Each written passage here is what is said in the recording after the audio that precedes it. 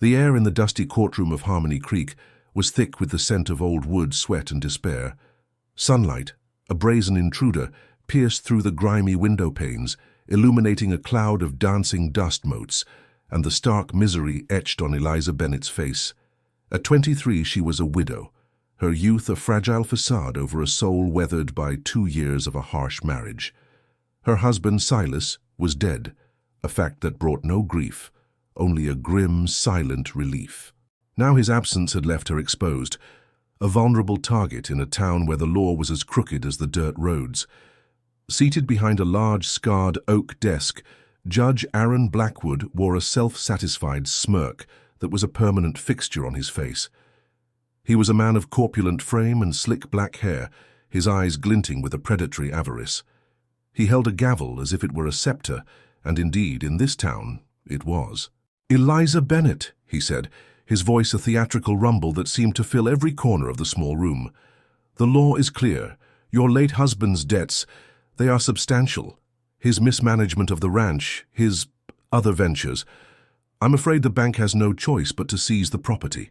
Eliza gripped the worn fabric of her simple calico dress, her knuckles white. "But the ranch is my home. It's all I have left. I can work it. I can pay off the debts, Judge. Just give me time." Blackwood's smirk widened, revealing a flash of yellowed teeth. He leaned forward, his voice dropping to a conspiratorial whisper, though every soul in the room could hear. "Time, my dear. Time is a luxury you cannot afford. However," he paused for dramatic effect, "the law in its infinite mercy offers an alternative." He gestured to the 2 men standing on either side of the room. On his left stood Jebediah Crowley, a man whose prosperity was as undeniable as his cruelty.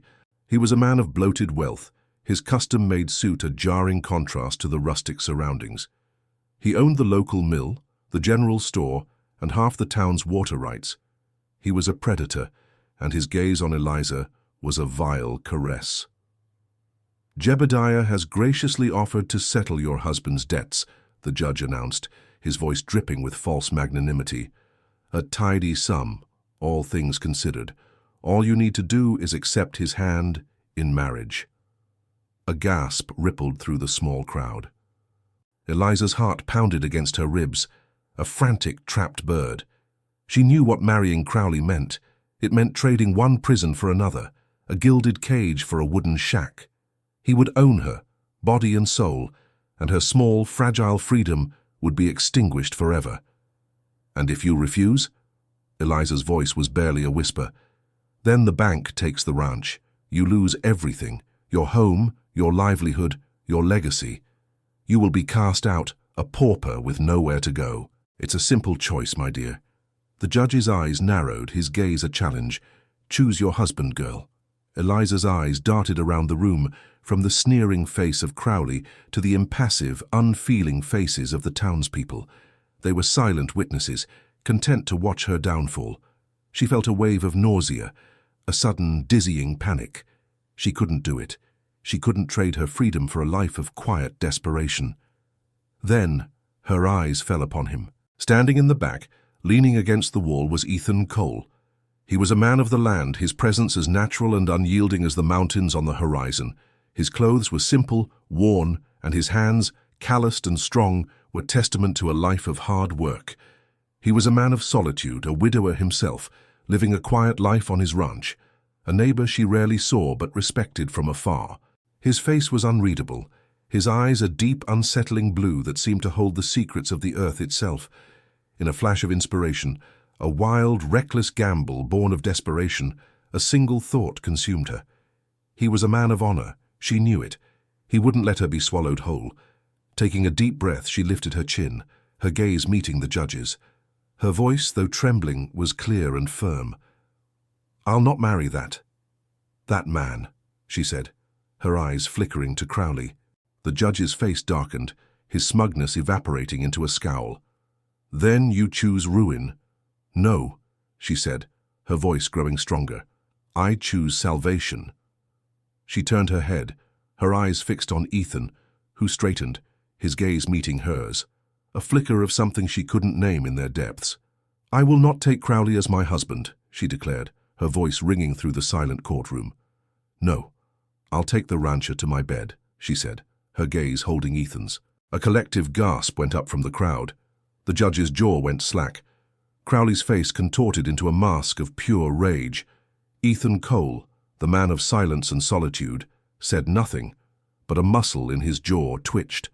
The courtroom was frozen, held in the thrall of her audacious, impossible choice. The gamble was made. Now she just had to pray it paid off. The silence that followed Eliza's declaration was so profound, it was almost deafening. The air, already thick with tension, now hummed with shock and disbelief. Judge Blackwood, for the first time in his life, seemed to be at a loss for words. His mouth opened and closed like a fish out of water, his eyes darting from Eliza to Ethan, then back again. Jebediah Crowley's face was a study in pure, unadulterated fury. The veins on his neck stood out, and he took a step forward as if to challenge Ethan right there. Eliza, her heart hammering against her ribs, felt a wave of cold terror wash over her. What had she done? She had just dragged a man she barely knew into a mess of her own making, publicly humiliating one of the most powerful men in the county in the process.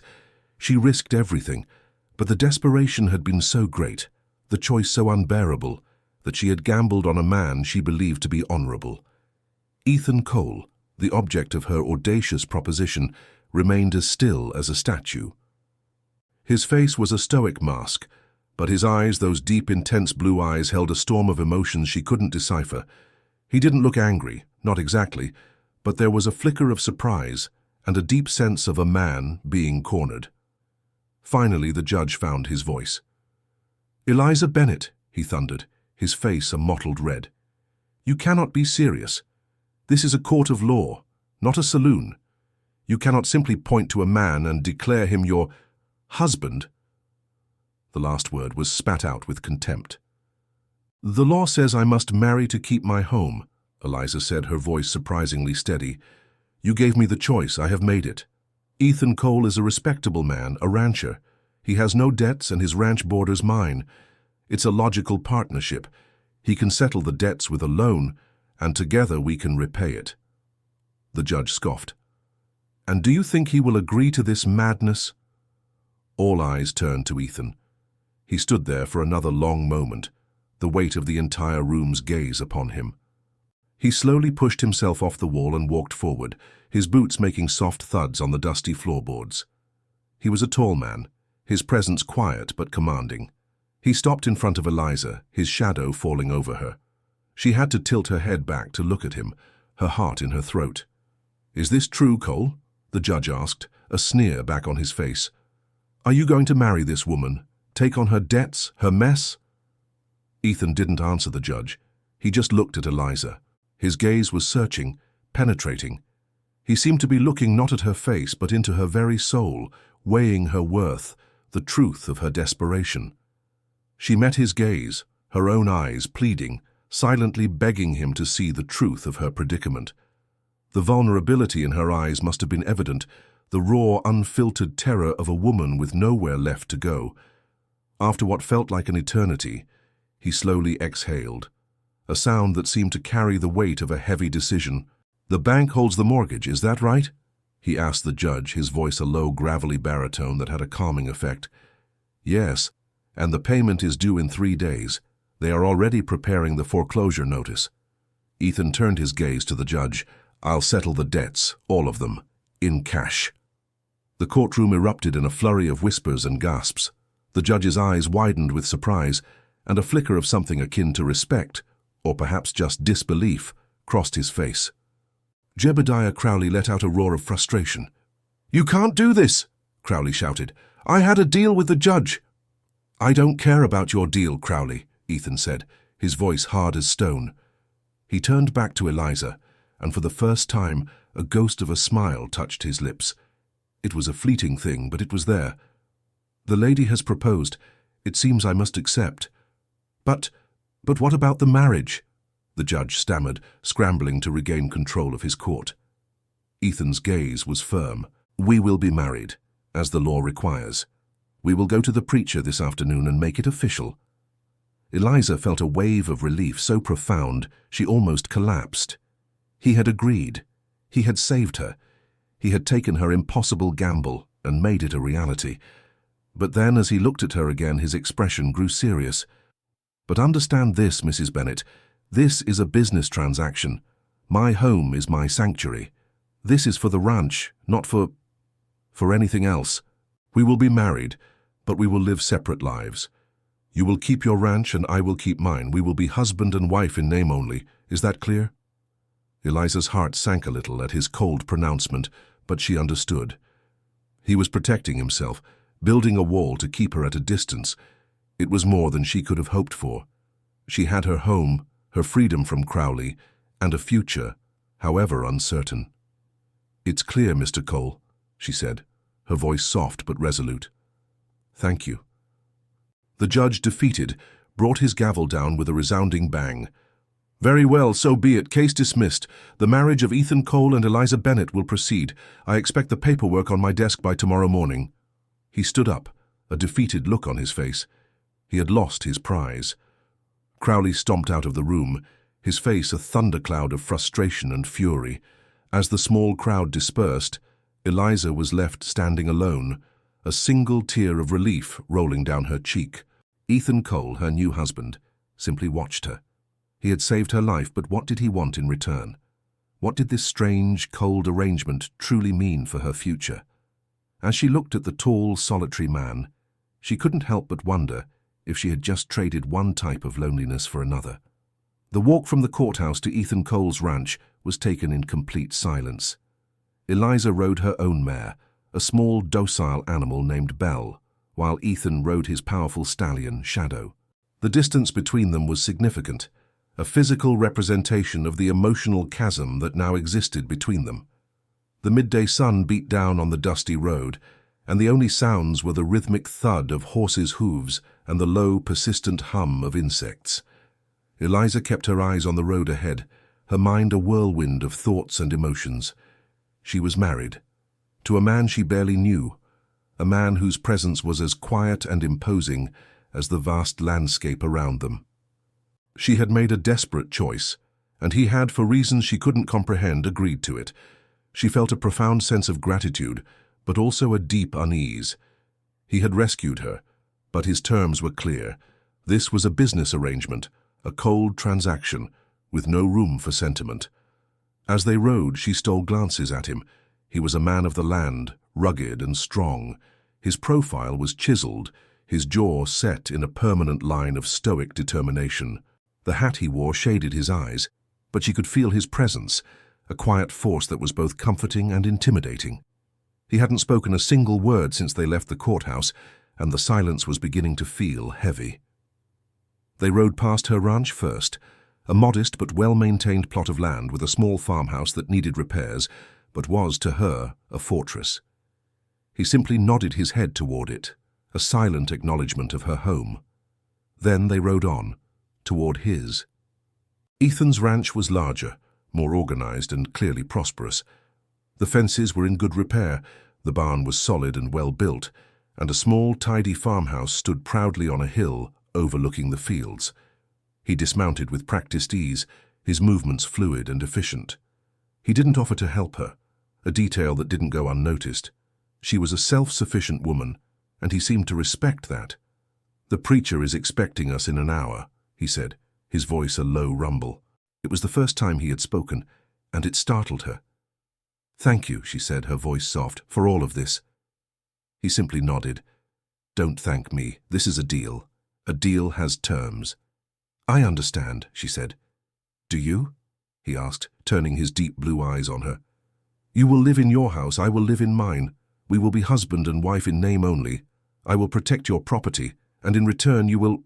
Well, we will discuss the details later.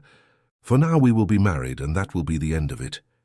His words were like a cold bath, a harsh reminder of the reality of their situation. This was not a romance. This was not a rescue from a knight in shining armor. This was a business transaction, pure and simple. "You have no family?" she asked, the question escaping her lips before she could stop it. He stiffened slightly. "None.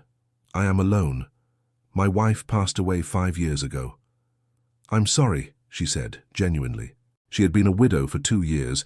She knew the loneliness well. He simply nodded again, a flicker of something unreadable in his eyes. "We need to go. We're on a schedule." Eliza followed him to the preacher's house, her heart a tangled mess of gratitude and dread. The ceremony was quick and perfunctory. The preacher, a kind-faced man who had known both of their families for years, performed the vows with a mix of genuine concern and a touch of awkwardness. There were no friends, no family, no celebratory feast, just the three of them standing in the living room, a solemn silence hanging over the proceedings. When it was time for the kiss, the preacher hesitated. Ethan simply shook his head, a silent refusal. The preacher nodded and moved on. The marriage was sealed with a handshake, a firm, no-nonsense grip that felt more like a business deal than a sacred vow. "We will have the papers ready by morning, Mr. Codle," the preacher said, handing him a certificate. "May God bless your union." "Thank you," Ethan said, a note of formality in his voice. He folded the paper and tucked it into his pocket. As they rode back, the silence was back, even heavier this time. They were married, husband and wife. The words felt foreign and strange. When they reached the point where their paths diverged, at her ranch, he simply stopped. "I will have the money delivered to the bank in the morning," he said, his voice quiet. "The judge will have his proof." "Thank you," she repeated. The words felt inadequate, but she had no others. He nodded, a final, unreadable gesture. "You are safe now, Mrs. Cole." She watched as he turned his horse and rode away, a solitary figure disappearing into the twilight. She stood there for a long time, watching him go. She was safe, yes, but she was also alone. And for the first time, the weight of the name she now carried, Mrs. Cole, felt both like a shield and an anchor, tying her to a stranger she now called her husband. News of the impromptu marriage spread through Harmony Creek like a wildfire. By the time the sun rose the next day, every man and woman in town had heard the scandalous tale of how the feisty young widow, Eliza Bennett, had defied Judge Blackwood and chosen the silent, solitary rancher, Ethan Cole, as her husband. The townsfolk were a mixed bag of emotions. Some were secretly impressed by Eliza's bravery. Others were filled with gossip and malicious speculation, but most of all, they were curious. Eliza spent the day in a blur, cleaning her small farmhouse and trying to make sense of her new reality. The deed was done. The papers were signed. She was a married woman. But nothing felt different. The house was just as empty, the silence just as loud. Her only comfort was the small stack of foreclosure notices from the bank, now relegated to a corner of her kitchen table, a testament to her narrow escape. The judge, meanwhile, was not taking his defeat lightly. He sat in his office, his face a grim mask of fury, a half-empty bottle of whiskey on his desk. He had been humiliated. In front of the entire town, his authority had been challenged, and his plan thwarted by a slip of a woman and a man who was nothing more than a stubborn rancher. His rage was a cold, consuming fire. Jebediah Crowley entered the office, his heavy boots thudding on the wooden floor. "You let her get away with it, Aaron," he said, his voice thick with contempt. "I was ready to have that ranch. You promised me." "I promised you nothing, Jebediah," the judge snarled, pouring himself another glass. "Cole had the money. The law is the law. Even for me, I couldn't stop it." "So what now?" Crowley demanded. "We just let them live happily ever after? They think they can get away with this?" Blackwood smirked, a cruel, cold expression that was far more menacing than his usual grin. "Happily ever after? Don't be a fool, Jebediah. That ranch is still a mess. And the town. It's a small place. People talk. They don't take kindly to a woman who flaunts her independence or a man who so rudely interrupts a gentleman's business. We will just have to make their life a living hell." Crowley's face lit up with a malevolent glint. "How?" "We hit them where it hurts. The whispers, the gossip. We will spread the word that this marriage is a sham, that Eliza is a harlot who slept with Cole for his money, and that he is a fool who fell for her wiles. We will turn the town against them. We will make their lives so miserable that they will wish they had never crossed us." "And the ranch?" Crowley asked, his voice a low growl. "I still want the land. The ranch will fall into disrepair. The crops will fail. The herd will dwindle. They will need a loan. And who controls the bank, Jebediah? We do. Sooner or later they will come crawling back to us, and when they do, we will take everything, slowly but surely. Meanwhile, back at her small farm, Eliza was beginning to feel the first tendrils of the town's hostility. She had gone to the general store to buy supplies, and the silence that greeted her was louder than any shout. The storekeeper, a man she had known her entire life, simply refused to meet her gaze.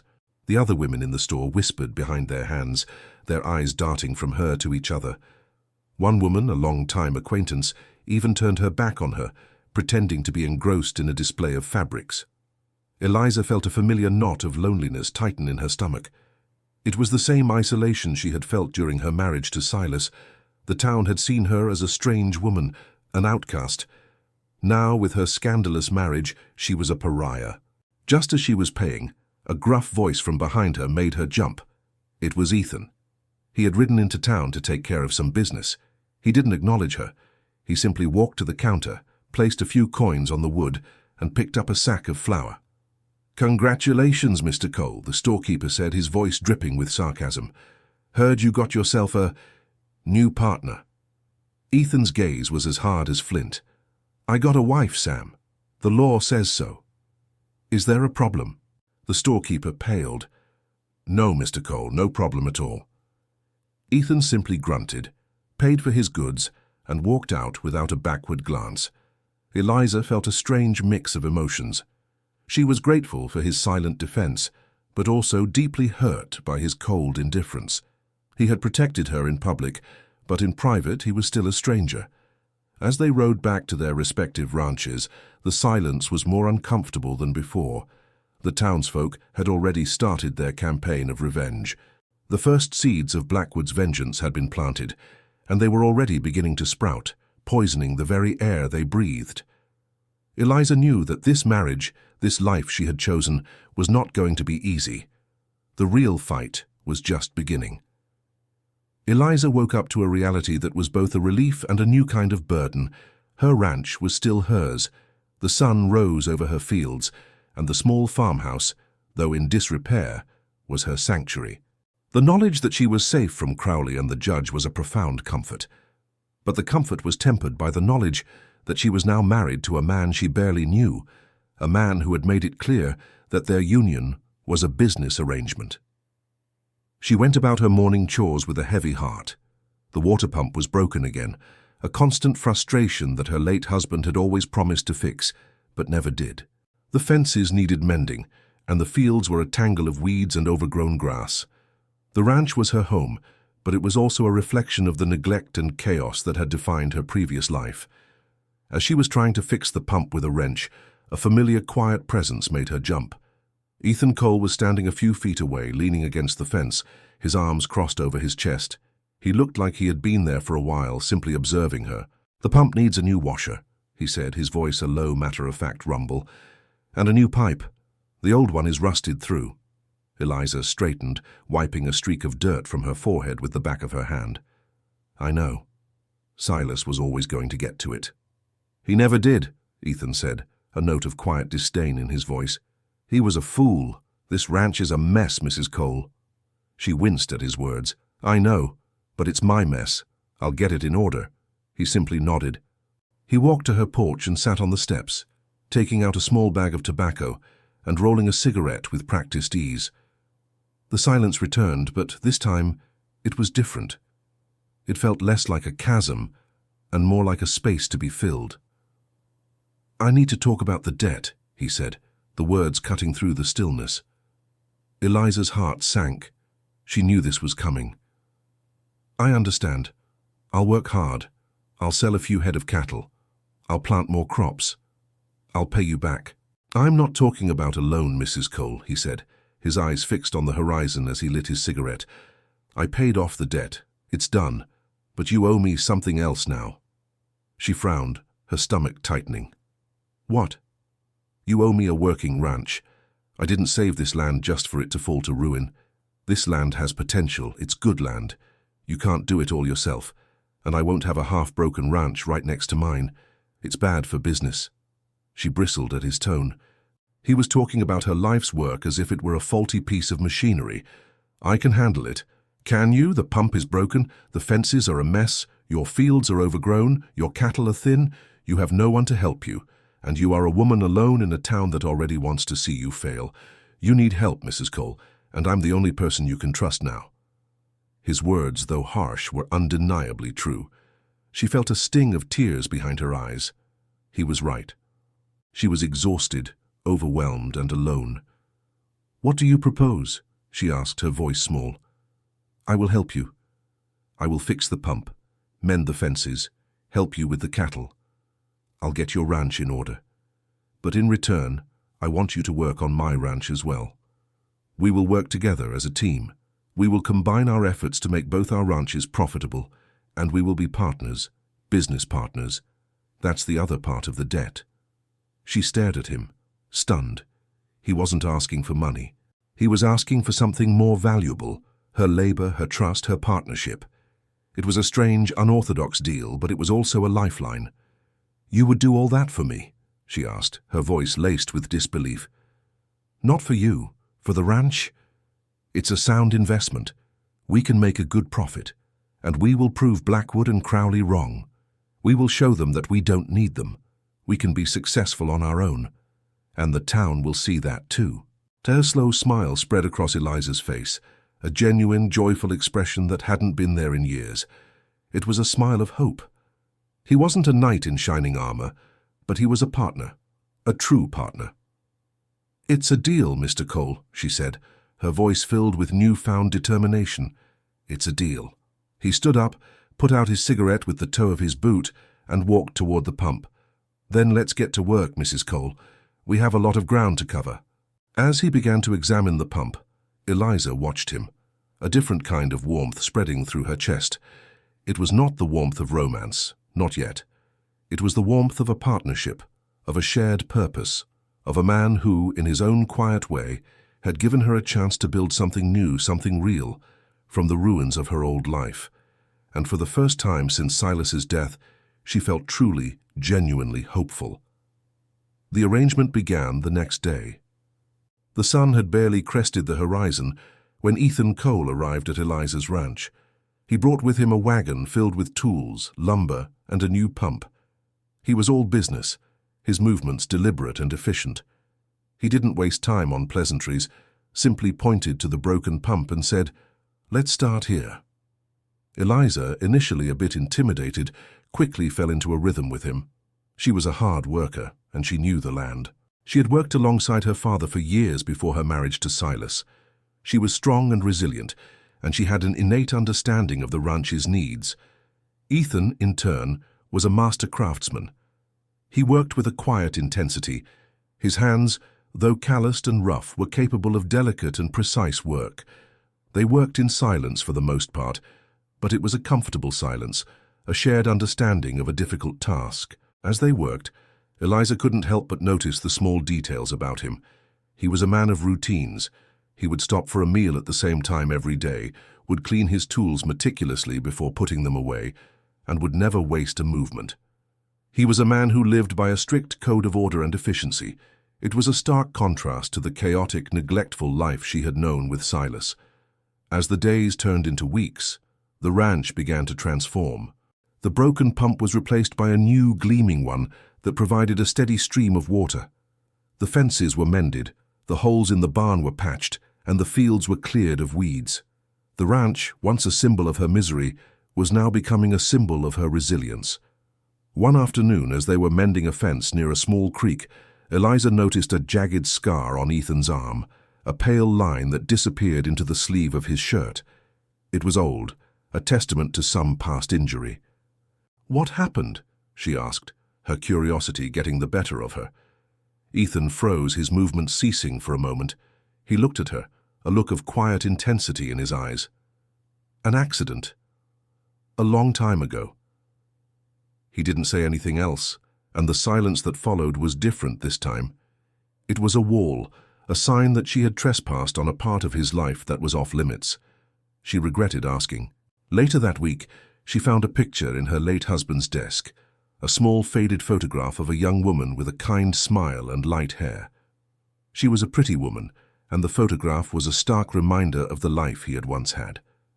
She felt a pang of curiosity, a desire to know more about the man who was now her husband. She carried the photograph to the field where he was working. "This was your wife?" she asked, her voice soft. Ethan took the photograph, his eyes lingering on the faded image. A flicker of something, a mixture of grief and tenderness, crossed his face. Her name was Sarah. She was a good woman.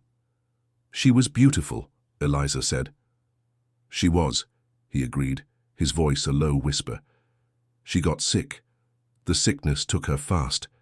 I couldn't save her." His words hung in the air, a profound sadness in them. The scar on his arm, the photo of his wife, and the quiet sadness in his eyes all coalesced into a single heartbreaking truth. He was a man who had loved deeply and lost profoundly. He had built a wall around his heart, not out of cruelty, but out of a need to protect himself from the kind of pain that comes from loss. Eliza felt a surge of empathy. She knew that pain, the pain of watching someone you love slip away, of feeling helpless in the face of forces you cannot control. Her husband Silas had been a cruel man, but his death had still left her with a hollow ache. It was a different kind of pain, but a pain nonetheless. "I'm sorry," she said, her voice filled with genuine feeling. He simply nodded, his eyes fixed on the photograph. He folded it carefully and put it back in his pocket, a silent gesture of reverence. The wall was back up, but for a brief moment she had seen the man behind it. She had seen the scar on his arm and the scar on his heart, and she knew that the man she had married was not just a rugged, stoic rancher, but a man who had once loved and lost and was still carrying the weight of his grief. And in that moment, she knew that their partnership was about more than just a ranch. It was about two lonely people, two people with scars, trying to heal in their own way, side by side. While Eliza and Ethan worked tirelessly on the ranches, a storm was brewing in town. Judge Blackwood and Jebediah Crowley were not men who gave up easily. The gossip they had started was flourishing, a nasty vine of lies and speculation that was poisoning the town's view of the couple. "Did you hear?" a woman would whisper in the general store. "That Eliza is a gold digger. She just wanted Cole's money. And Cole," a man would say at the saloon, "he must be a fool, the kind of man who lets a woman manipulate him." The judge fueled the fire, spreading his own brand of venom, suggesting that the marriage was a fake, a sham to defraud the court. He used his position of power to subtly turn the townsfolk against them.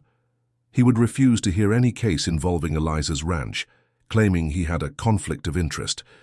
He would spread rumors that Ethan Cole was a hermit, a cold and uncaring man who had taken advantage of a desperate woman. Eliza felt the chill of the town's hostility every time she went into Harmony Creek. The stares were harder, the whispers louder. She would try to ignore it, to hold her head high and go about her business, but it was difficult. The isolation was a heavy cloak, a constant reminder of how tenuous her position was. She found herself avoiding town as much as possible, relying on a young boy, a friend of hers named Timmy, to fetch supplies for her. One afternoon, Timmy came to the ranch, his face pale and his eyes wide with fear. "Mrs. Cole," he said, his voice trembling, "they're saying things about you." Eliza's heart sank. "What are they saying, Timmy?" They're saying you're a bad woman, that you tricked Mr. Cole, the judge. He's telling everyone that the bank still owns the ranch and that the marriage is not legal." Eliza felt a surge of cold fury.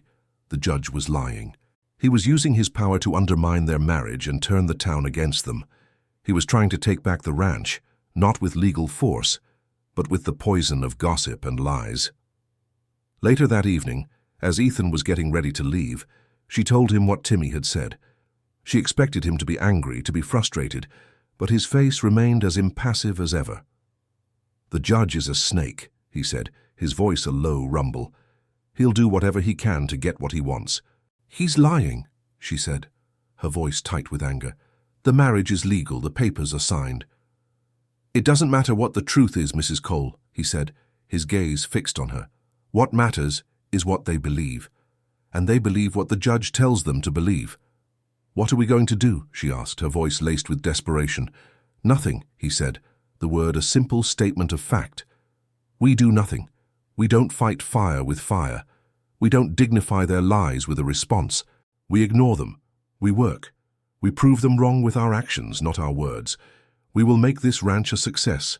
We will show them that we are a team, that our marriage is real, and that we are not to be trifled with. Their words are empty. Our actions, they will speak for themselves. His words, though cold and pragmatic, were also a source of great comfort. He was not a man of grand gestures, but he was a man of his word. He had a plan, and it was a plan of action, not of empty promises. He was a rock in the face of the storm, and she realized that his strength was not in his words but in his unwavering resolve. "Are you sure?" she asked, her voice still laced with doubt. "Trust me, Mrs. Cole," he said, his eyes meeting hers. "I have never backed down from a fight, and I don't plan on starting now." As he rode away, Eliza stood there, watching him go. The whispers in town were growing louder. The storm was brewing, but she had a rock, a partner, and a husband who was ready to face it with her. She knew that their fight was just beginning. The town's hostility was a constant, simmering pressure. It was a tangible thing, a weight on their shoulders that made every trip into town an ordeal. For Eliza, who had always been a quiet, private person, the public scrutiny was a fresh kind of torment. She felt as if she were living in a glass house, every action and interaction observed and judged. Ethan, however, seemed impervious to it all.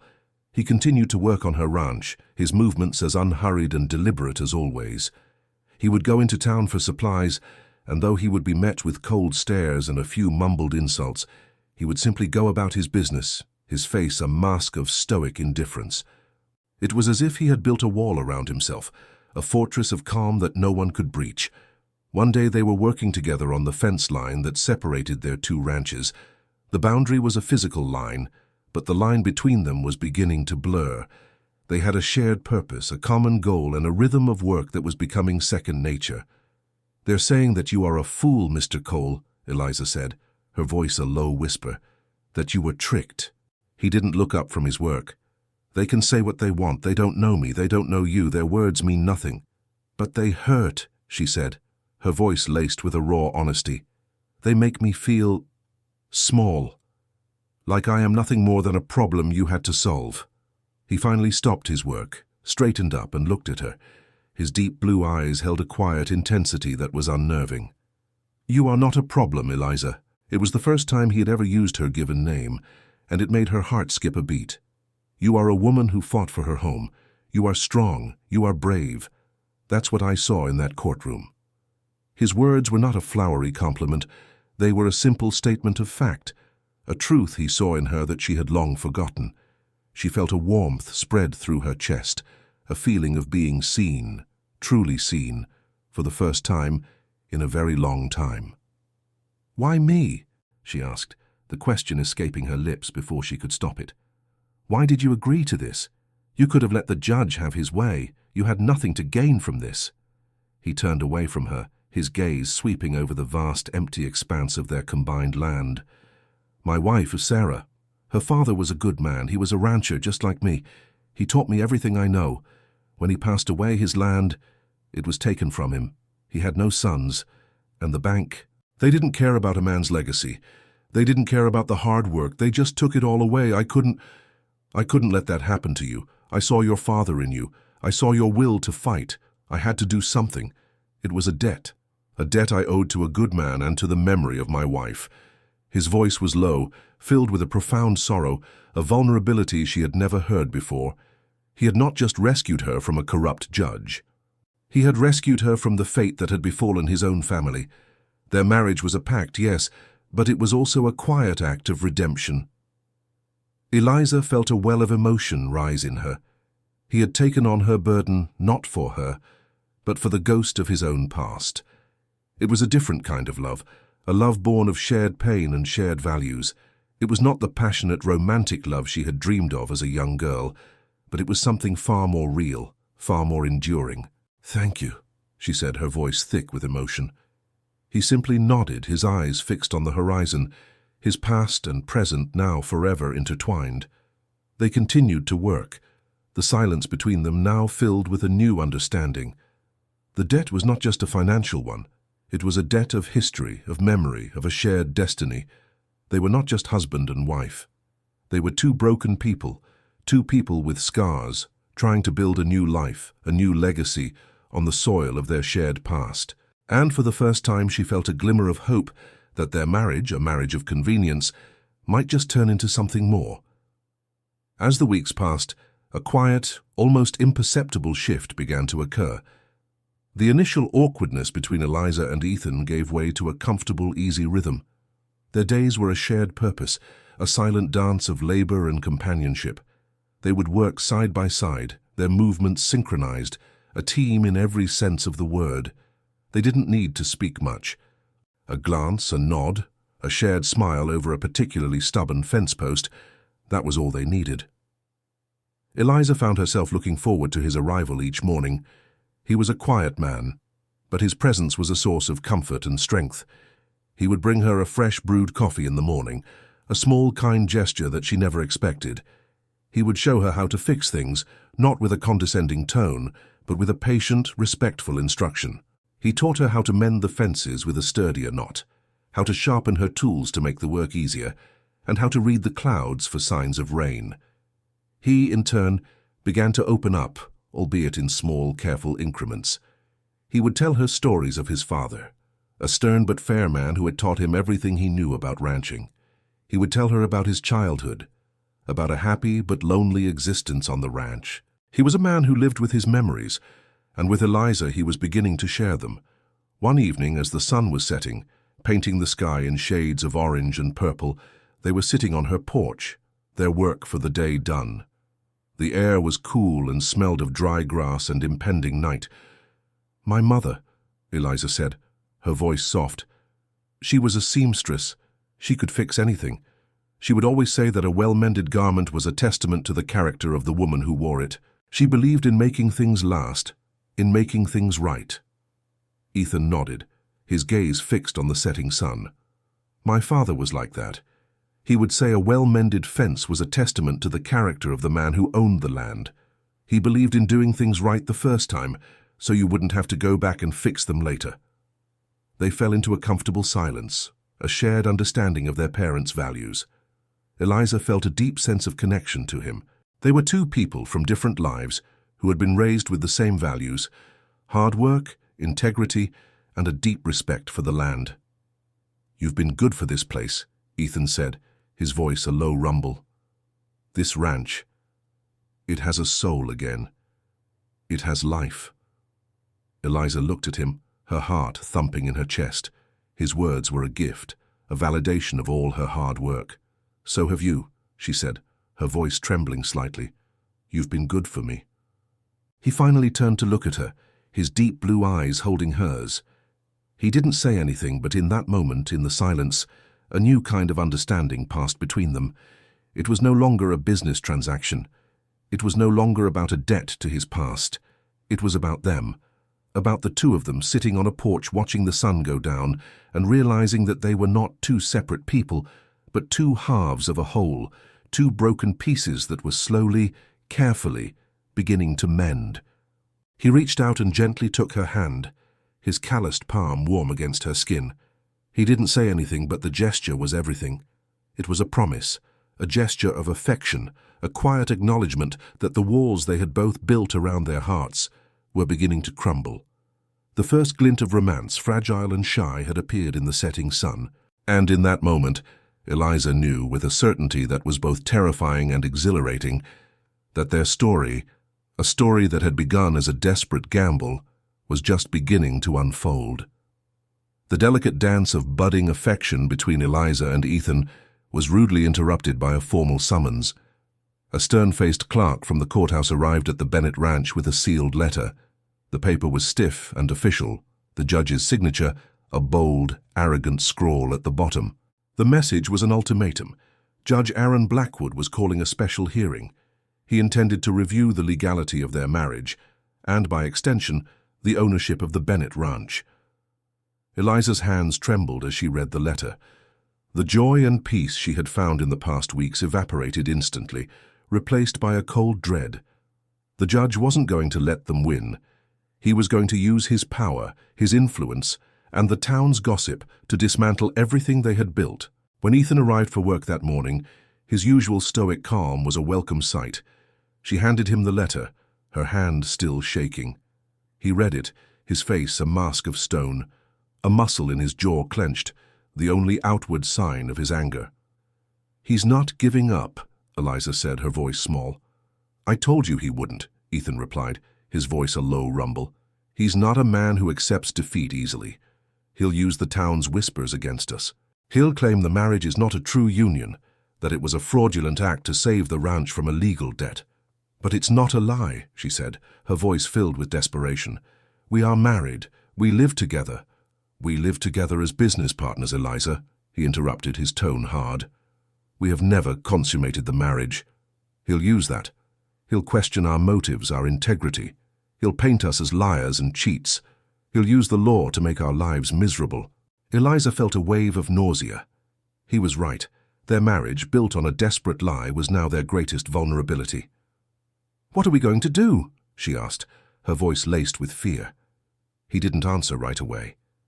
He walked to the edge of the porch, his back to her, his hands on his hips.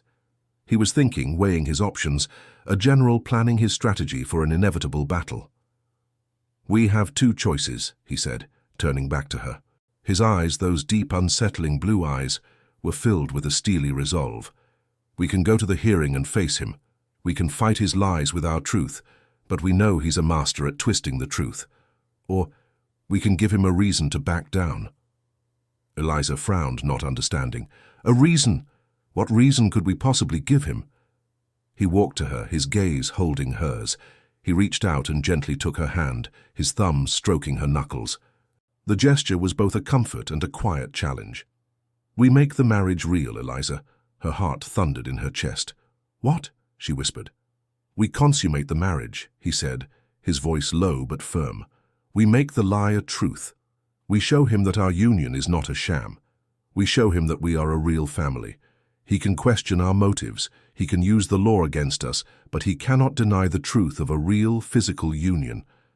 It's the only way to silence him for good. He'll have no grounds to question the legitimacy of our marriage." Eliza's mind reeled. The idea was as terrifying as it was seductive. She had grown to trust him, to respect him, to feel a deep affection for him. But a physical intimacy? It was a step she was not ready to take. Her past with her abusive husband had left her with deep emotional and physical scars. The thought of a man's touch, even his, filled her with a profound sense of fear and revulsion. He seemed to sense her hesitation, her fear. He released her hand and took a step back, giving her space. "I understand if you cannot do this," he said, his voice softer, more gentle. "I understand what you went through. I would never force you. This is a choice you must make on your own. But it's the only way to defeat him, to protect your home, to secure our future." Eliza looked at him, at his rugged, honest face, at the raw vulnerability in his eyes. He was offering her a choice to face her past, to overcome her fear, to trust him with her body and her soul. It was a choice that would either break her or set her free. She thought of the judge, of his cruel smile, of his apathetic gaze. She thought of her ranch, of the place she had fought so hard to keep, of the home that was a part of her very soul. She thought of Ethan, of his quiet strength, of his unwavering support, of the small, gentle gestures he had shown her. She knew in her heart that he was not like Silas. He was a man of honor, a man of integrity. She took a deep breath, the decision a sudden, fierce resolve within her. "I'll do it," she said, her voice clear and firm. "I'll marry you. For real." He nodded, a look of quiet relief and something else, something she couldn't name, in his eyes. He walked to her, and this time he didn't touch her. He simply stood there, a silent promise, a man who had offered her a choice and who was now ready to face the consequences together. The night was a tense, silent symphony of fear and anticipation. Eliza and Ethan had agreed to make their marriage real, but the path to that reality was fraught with unspoken anxieties. Eliza was plagued by memories of her past, of a man's touch that was a source of pain and degradation, not of love and comfort. Ethan, a man who had lived in solitude for so long, was a whirlwind of emotions. He had not touched a woman since his wife Sarah had died 5 years ago. He had built a fortress around his heart, and now he was inviting a woman inside, a woman who carried her own wounds. They sat on opposite ends of the small porch, the moonlight casting long, lonely shadows on the ground. The air was thick with their unsaid fears and expectations. "I'm sorry," Eliza said, her voice a low whisper. I'm not ready." Ethan turned to her, his face a somber mask in the dim light. "I know," he said, his voice gentle. "I told you, Eliza. I would never force you. We can talk. We don't have to do anything you're not ready for." Eliza's eyes filled with tears. His kindness was a balm to her wounded soul. It was a stark contrast to the cruelty she had known. "Thank you," she said, her voice thick with emotion. I need time. My past, it haunts me." He nodded, a silent understanding passing between them. "Mine too," he said, his voice barely a whisper. "I couldn't save Sarah. The sickness took her. I was helpless. I felt like a failure, like I couldn't protect the one person I was supposed to. I've carried that weight with me ever since." Eliza's heart ached for him. They were two people, bound by a shared past of pain and loss, two people who had built walls to protect their hearts. But now they were slowly, carefully beginning to tear them down. "We don't have to do this," she said, the words a lifeline she was offering him. "We can face the judge. We can fight him." "We will," he said, his voice firm. "But we will face him together. And we will face him as a real family, not as a business deal. The physical act, it can wait. It will happen when we are both ready, when we both feel safe." He stood up, walked to her, and gently knelt in front of her. He took her hands in his gaze holding hers. "Eliza," he said, his voice a low, gravelly whisper. "I am not Silas. I would never hurt you. I would never force you to do anything you don't want to do. I will be your protector, your friend, your partner. I will wait for you, for as long as you need me to." Eliza's tears finally spilled over, a silent torrent of relief and gratitude. His words were the most precious gift he could have given her. He was giving her something she had never known: trust, safety, and respect. "Thank you, Ethan," she said, her voice barely audible. "Thank you." He simply nodded, his eyes filled with a quiet understanding. He stood up, and for the first time, he didn't leave. He walked into her house and she followed him, her heart filled with a profound sense of peace. The marriage was not yet a physical reality, but it was a marriage of substance, of trust, of two souls who had found in each other a solace they had long believed was lost. And as they prepared for the hearing, they knew that they were no longer a desperate woman and a reluctant rancher, but a family, a true partnership, ready to face the world together. The courtroom in Harmony Creek was even more crowded this time, the air thick with anticipation and malicious curiosity. Word of the special hearing had spread, and the townspeople hungry for a scandal had turned out in droves. Judge Blackwood sat at his desk, his smirk even more pronounced than before. He was a man who relished a fight, especially one he was sure to win. Ethan and Eliza walked in together, their presence a quiet but powerful statement. They held their heads high, their faces a mask of stoic determination. Ethan's hand was resting on the small of Eliza's back, a gentle, protective gesture that did not go unnoticed by the crowd. The judge slammed his gavel down. "Order! Order in this court! The court of Harmony Creek is in session. The matter at hand is the legality of the marriage of Eliza Bennett and Ethan Cole. The court will hear arguments from both sides." Jebediah Crowley stood up, his face a sneering mask of fury.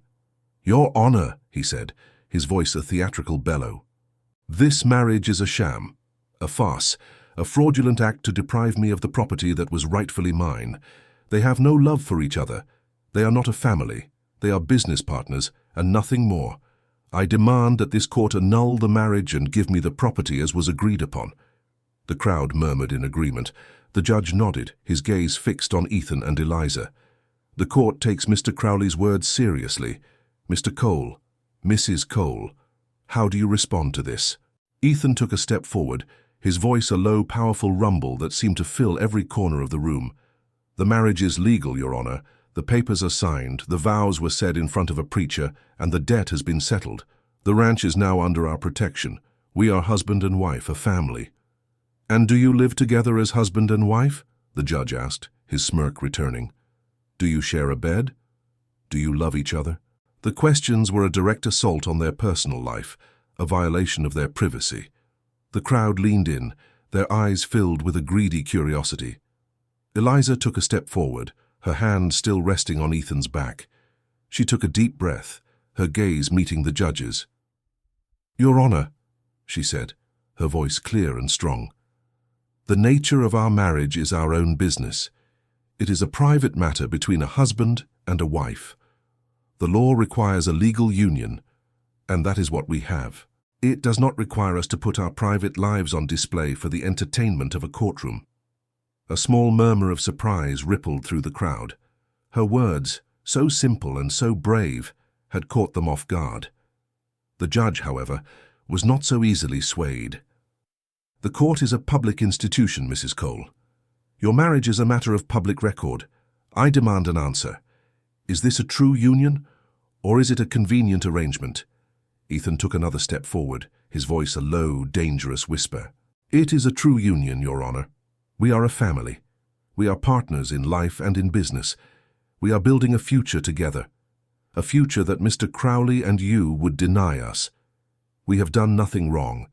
We have followed the law. We have done what a desperate woman had to do to save her home, and I have done what a man of honor must do to protect the innocent. This is a matter of right and wrong, not of law and order." His words, so powerful and so true, silenced the crowd. The judge's smirk wavered, a flicker of doubt in his eyes. He had expected them to crumble under pressure, to admit to the fraudulent nature of their marriage. But they hadn't. They had stood firm, a united front, their resolve as unyielding as stone. After a long moment of silence, the judge slammed his gavel down. "The court will take a recess to consider this case. I will render a verdict at a later time. Case adjourned." Ethan and Eliza walked out of the courtroom, their heads held high. The hushed whispers of the townspeople a background noise. They had not won, not yet. But they had not lost either. They had faced the judge and his venomous lies, and they had not backed down. The battle was far from over, but for the first time they felt a sense of victory, a feeling of hope that they could and would win the war. The weeks that followed the hearing were a period of tense, uncertain waiting. The judge had not rendered a verdict, and the town's whispers continued. But something had changed. The united front that Eliza and Ethan had presented in the courtroom had earned them a grudging respect from some of the townsfolk. A few of the women would now nod at Eliza, and a few of the men would tip their hats at Ethan. The walls of hostility were still there, but a few small cracks had appeared. Eliza and Ethan's partnership deepened. They were no longer just working on her ranch. They were working on both, a seamless, efficient team. They were building something together, something more than just a successful ranch. They were building a life. One afternoon, as they were herding cattle from one pasture to another, the weather turned, a sudden fierce storm brewing on the horizon. The wind picked up and the sky turned a menacing shade of gray. The cattle, sensing the change, became agitated, their lowing turning into a panicked rumble. Ethan, his face grim, gave Eliza a stern order. "Get to the barn, Eliza, now. This storm is going to hit hard. I'll get the cattle to shelter." Eliza, who had lived on the plains her whole life, knew the dangers of a sudden storm. She nodded, her heart in her throat, and urged her horse toward the barn. But as she rode, she saw that one of the young calves had strayed, its small, confused form wandering toward the edge of the pasture. She knew she shouldn't go after it. The danger was real. The wind was whipping up, and the first fat drops of rain were already beginning to fall. But she couldn't leave the calf to fend for itself. It was an innocent life, and her instincts told her to protect it. She turned her horse and rode toward the calf, her heart thumping in her chest. She managed to get the calf to turn around to push it toward the rest of the herd, but as she did, a sudden blinding flash of lightning split the sky, followed by a deafening clap of thunder. Her horse, terrified, reared, throwing her from the saddle. She landed hard on the ground, a sharp searing pain shooting through her ankle. She let out a gasp, her vision blurred with pain and a sudden disorienting fear. The storm was upon them, the rain now falling in a cold, unforgiving sheet. From a distance she heard a cry. "Eliza!" Ethan's voice, a raw, panicked sound that was so unlike his usual stoic calm. He had seen her fall. He appeared a moment later, his horse a dark shadow in the storm, his face a mask of terror. He dismounted, his movements quick and decisive. He knelt beside her, his hands gently feeling her ankle. "It's a sprain," he said, his voice laced with relief and a touch of anger. "What were you thinking? I told you to get to the barn." "The calf," she said, her voice trembling. "It was going to get lost." He simply shook his head, a look of profound frustration on his face. He gently lifted her into his arms, his movements strong but careful. He carried her back to his horse, lifted her into the saddle, and then mounted behind her, his arms wrapped around her, his body a shield against the wind and the rain. She leaned into him, her head against his chest, the warmth of his body a comfort against the cold. She could feel his heart thundering against her back, a frantic, worried beat. He had been terrified for her. He had seen her as more than a business partner, more than a friend. He had seen her as someone he cared for, someone he was afraid to lose. He rode them back to the barn, a haven from the storm, and carefully lifted her from the saddle. He carried her to a small hay-filled stall and gently laid her down. He checked her ankle, his movements a blend of a rancher's pragmatic skill and a lover's gentle concern. "You're going to be all right," he said, his voice soft. "But you were reckless. Don't ever do that again. I don't know what I would do if I lost you." His words, so simple and so honest, were a testament to the trust that had grown between them. He was not just her protector. He was a man who cared for her, a man who would risk his own safety for hers. And in that moment, in the warmth of the barn, with the rain beating a steady rhythm on the roof, Eliza knew that she had not just found a husband. She had found a partner, a friend, a man who saw her not as a debt to be repaid, but as a person to be cherished. And for the first time, she felt a profound sense of safety, a sense of belonging, and a glimmer of a feeling she had long believed was lost to her forever. Eliza's sprained ankle was a minor setback, but it was a perfect opportunity for the town's gossips to flourish. The judge's spies, always on the lookout for a chink in their armor, immediately seized on the news. "Did you hear?" a woman would say in the general store, her voice a low, malicious whisper. "The widow got herself hurt. She can't even take care of her own ranch. What a fool that Cole is for taking her on." "Heard she's a burden," another would chime in. "A useless woman who can't even ride a horse properly. He's going to lose everything he's put into that place." The whispers were designed to get under their skin, to create friction between them, to weaken their resolve. And for a moment, they worked. Eliza, confined to the house with her sprained ankle, felt a deep sense of guilt and frustration. She was a burden. She had been a useless woman. Her greatest fear was coming true. Ethan, however, was a rock. He took on the full burden of both ranches, working from dawn to dusk, his face grim with exhaustion but his resolve unwavering. He would come back to her house in the evenings, his body weary, but his gaze always filled with a quiet concern. He would tend to her ankle, bringing her fresh compresses and making sure she was comfortable. He would bring her food and coffee, and he would talk to her, not about the ranch, but about his day, about the little things he saw, the beauty of the land, the strength of the cattle. One evening, as he was changing her bandage, she broke down. "I'm so sorry, Ethan," she said, tears streaming down her face. "I'm a burden. I told you I could do this, but I can't. I'm a mess. I'm going to ruin you. The town is right, I'm useless." He stopped what he was doing, his gaze fixed on her. He took her hands in his grip firm. "Don't ever say that, Eliza, ever. You are not a burden, you are a partner. We are a team, and a team helps each other. This is a small thing, a setback, we will get through it." And as for the town, their words are just empty noise. They are small people with small minds. They are afraid of what we represent. They are afraid of a woman who can stand on her own 2 feet, who can fight for her home. They are afraid of a man who would stand by a woman who has been wronged. They are afraid of us, and their words are just a sign of their fear. His words, so simple and so true, were a balm to her wounded soul. She had been so consumed by her own guilt and fear that she had forgotten their shared purpose, their shared fight. He was not just a husband. He was a champion. A man who saw her worth, who saw her strength, who saw her not as a problem but as a partner. Later that week, a small group of women from town, women who had once been friends of her family, came to her door. They brought her a basket of food, their faces a mixture of curiosity and concern.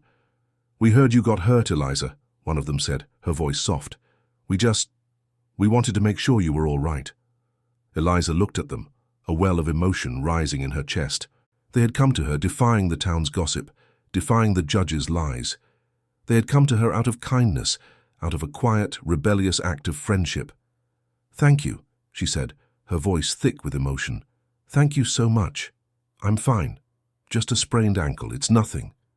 The women nodded, their eyes filled with a new kind of respect. The town's whispers were still there, but they were no longer the only voice. The whispers were being countered by small acts of kindness, by small glimmers of hope. The storm of gossip was still raging, but a small light, a small glimmer of humanity was beginning to shine through.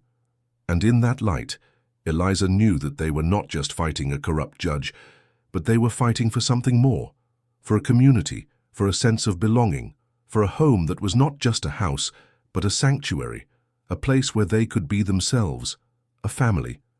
As Eliza's ankle slowly healed, her bond with Ethan deepened. The forced dependency of her injury had broken down the last of the walls between them. She saw him not as a reluctant husband, but as a partner, a friend, and a man who cared for her in a way she had never known. He, in turn, saw her not just as a brave woman, but as a person with vulnerabilities and fears, a person he was now fiercely protective of. The town, for its part, was a mix of continued hostility and grudging respect. The small acts of kindness from the women had opened a crack in the wall of gossip, but the judge and Crowley were relentless. They continued to spread their venomous lies, and the town, ever a fickle beast, was still a hotbed of speculation. One afternoon, as Eliza was finally able to walk without a cane, she and Ethan were sitting on the porch watching the sun set. The silence between them was no longer awkward, but a comfortable, easy quiet. "I have a confession to make," she said, her voice a low whisper. Ethan turned to her, a flicker of curiosity in his eyes. "What is it?" "The calf," she said, her eyes fixed on the horizon. "I went after it because it reminded me of myself. Lost and alone and wandering into a storm. And I couldn't let it be. I had to save it. I had to save us both." He didn't say anything right away. He just looked at her, a profound understanding in his eyes. He had seen her heart, her vulnerability, her deep empathy. "I know," he said, his voice soft. "I saw it. I saw a woman who would risk her own safety for an innocent creature. I saw a woman who was a force of nature, and I was so afraid for you, so afraid of losing you. I would have lost my mind if something had happened to you." His words, so simple and so honest, were a testament to the quiet love that was beginning to blossom between them. It was not a grand romantic gesture. It was a simple, true statement of fact. He cared for her. He loved her. And in that moment she knew with a certainty that was both terrifying and exhilarating that she loved him too. She reached out and gently took his hand, her fingers interlaced with his. His hand was rough and calloused, but it was also warm and comforting. "I'm not afraid anymore," she said, her voice a low whisper. "Not with you by my side. You've given me something I never thought I would have again. A home. A partner. A family." He squeezed her hand, a silent promise. The physical intimacy, the consummation of their marriage, was still an unsaid thing between them. It was a fear, a barrier from her past. But in that moment, it didn't matter. The love that was growing between them was a different kind of intimacy, a love born of shared values, of shared fears, of a shared destiny. It was a love that was real, and it was a love that was theirs. The sun finally dipped below the horizon, painting the sky in a final, glorious riot of color. The ranch, once a symbol of her loneliness, was now a symbol of her hope. She had faced her fears, she had trusted a stranger, and in the process she had found a home and a love that was more real than any she had ever known. The judge, the town, the whispers, they were still there. But they were no longer a threat. They were just a backdrop to their story, a story of two people who had been broken and who were now slowly and carefully beginning to mend together. While the tender bond between Eliza and Ethan blossomed, Judge Blackwood's patience was wearing thin. He had expected their marriage to fail, to crumble under the weight of his lies and the town's gossip. Instead, they had grown stronger, a silent, unyielding force that was defying his authority and his power. The small acts of kindness from the townsfolk, the grudging respect from others, it was a direct affront to his control. Jebediah Crowley, his face a thundercloud of frustration, stomped into the judge's office. "Aaron," he said, his voice a low growl. "What are you doing? You haven't rendered a verdict. That ranch is still in their hands. I'm losing money with every day that passes." The judge, his face grim, poured himself a whiskey. "Patience, Jebediah. We can't just take the ranch. The law is a delicate thing. It must be seen as fair. We need to do something to make them unstumble, to give us the legal grounds to take everything." "And how do we do that?" Crowley demanded. "They're a fortress. They don't even talk to anyone. They just work. They're like two ghosts on that ranch." The judge smirked, a cruel, cold expression that was far more menacing than his usual grin. "A ghost can be made to speak. They've built something, a ranch, a life. We just have to find a way to break it. We have to hit them where it hurts. The cattle, Jebediah, their herd. A ranch is nothing without its herd." Crowley's eyes lit up with a malevolent glint. "What are you suggesting?" "I'm not suggesting anything," the judge said, his voice a low whisper. "I'm simply saying that an accident can happen. A fence can be cut. A herd can be spooked. A panicked herd, my friend, can do a lot of damage. A herd that is lost, it can be a financial ruin. They have all their money, all their time, all their effort in that herd. If we take that away from them, they will have nothing. They will have no choice but to sell. And when they do, we will be there to pick up the pieces." Crowley smiled, a slow, satisfied grin. The plan was as cruel as it was brilliant. It would not be an open act of aggression, but a silent, unseen threat. It would be a blow that would seem to be a tragic accident, a misfortune, a curse. And it would destroy them. That night, as Eliza and Ethan slept, their ranches a silent, peaceful tableau under the moon, a dark figure rode through the night, a pair of wire cutters in his hand. He rode to the back pasture, to the fence that separated their ranches from the open plains. With a few quick snips, he cut a wide gap in the fence, a silent threat, a silent act of sabotage that would bring their lives, their dreams, their future, crashing down around them. He rode away, a malevolent grin on his face. The herd, restless and hungry for fresh pasture, would find the opening in the morning.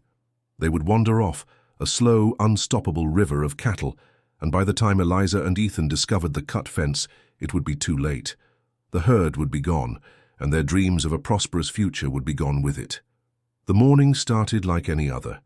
The sun was a soft, golden orb on the horizon. The air was cool and crisp, and the scent of fresh coffee filled the small farmhouse. Eliza and Ethan were getting ready for the day's work, their movements a synchronized dance of a shared purpose. "I'll take the cattle to the north pasture today," Ethan said, his voice a low rumble. "The grass is good there," Eliza nodded, her eyes twinkling. "I'll start on the fence line near the creek. It still needs a few repairs." They went about their morning chores, their hearts light and their spirits high. They were a team, a family, and they were building a life together, a life that was finally theirs. Ethan rode out to the pasture, his horse a dark, silent shadow against the rising sun. But as he rode, He saw it. A gap in the fence, a jagged, unnatural tear in the line of wood and wire. His heart sank, a cold dread filling his chest. He dismounted and walked to the fence, his eyes scanning the ground. The tracks were clear. A horse's prints, a man's boots, and the unmistakable deep grooves of the cattle's hooves, all heading out into the open plains. His blood ran cold. He didn't need to see the empty pasture to know what had happened. The herd was gone. The silent threat had become a devastating reality. He rode back to the house, his heart thumping in his chest, a low, simmering rage beginning to build within him. He found Eliza mending a small tear in the fence near the creek. "Eliza," he said, his voice tight with controlled fury. She looked up at him, her smile a beautiful, bright thing that he wanted to protect from the darkness that was about to descend upon them. "What is it?" she asked, her voice laced with a gentle concern. "You look like you've seen a ghost." "Worse than a ghost," he said, his voice a low whisper. "The herd is gone. Someone cut the fence. The cattle are gone." Her smile faded, replaced by a look of shock and disbelief. "What?" "No. It can't be. I checked the fences yesterday. They were fine."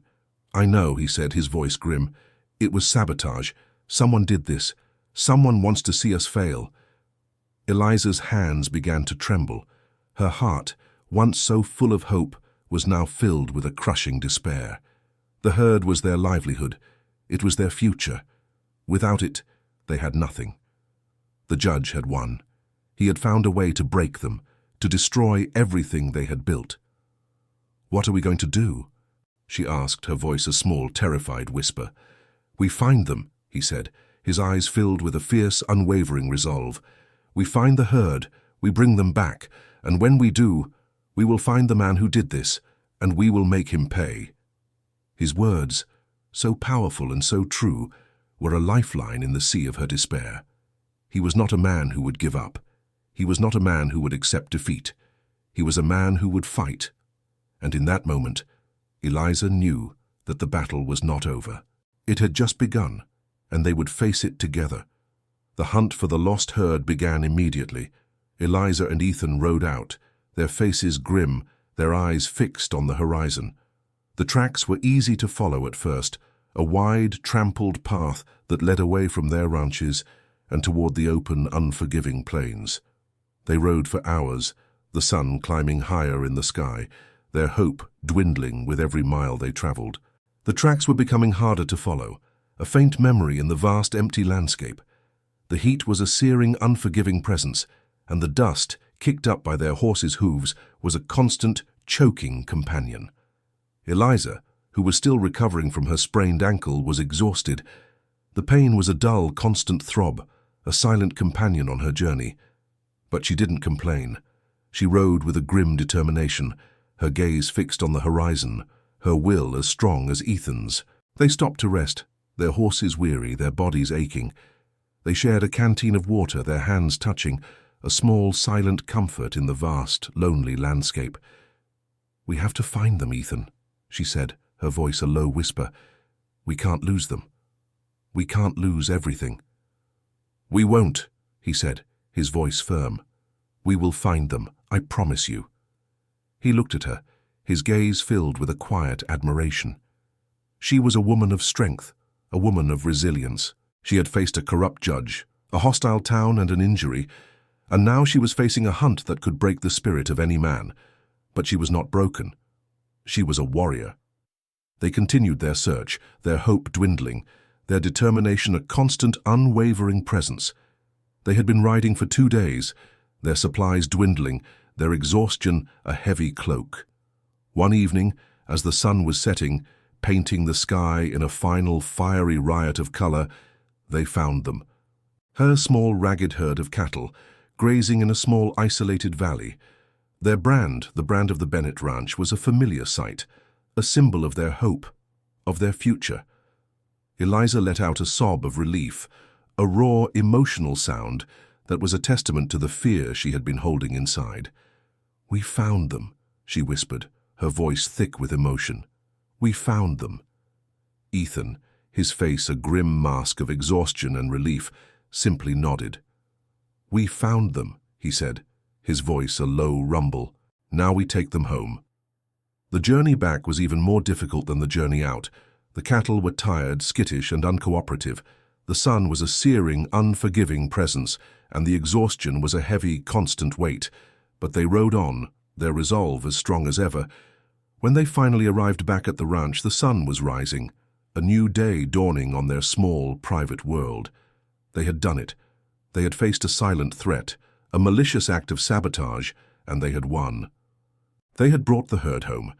Their future, a future they had so nearly lost, was theirs again, and as they stood there, a silent, tired testament to their unwavering resolve, a new kind of love, a love born of a shared struggle, of a shared victory, began to blossom.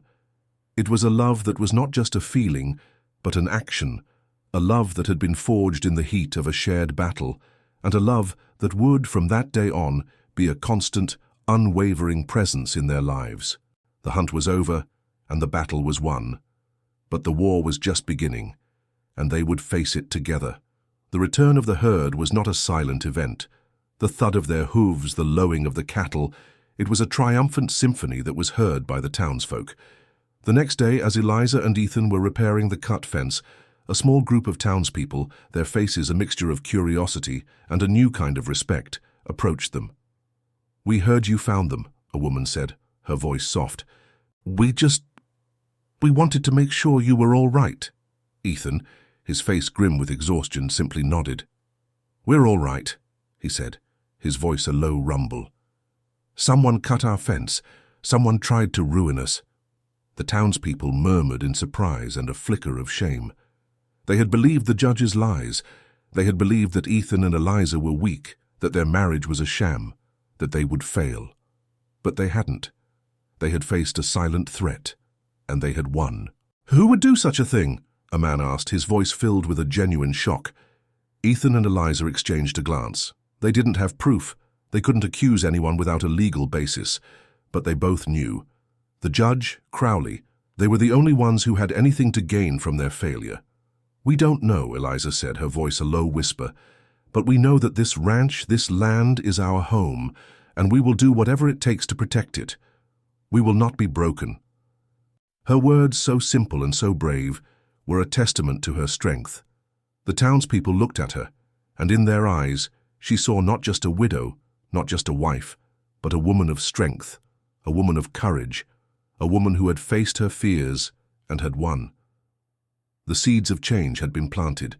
The town's opinion of them was no longer a one-sided affair. A new kind of respect had been forged in the fires of their shared struggle. That evening, as they were sitting on the porch, a silent, comfortable quiet settling between them, a small group of cowboys, men who had been a part of Ethan's past, men who had been part of his wife's family, rode up to the ranch. They dismounted, their faces grim, their gazes fixed on the two of them.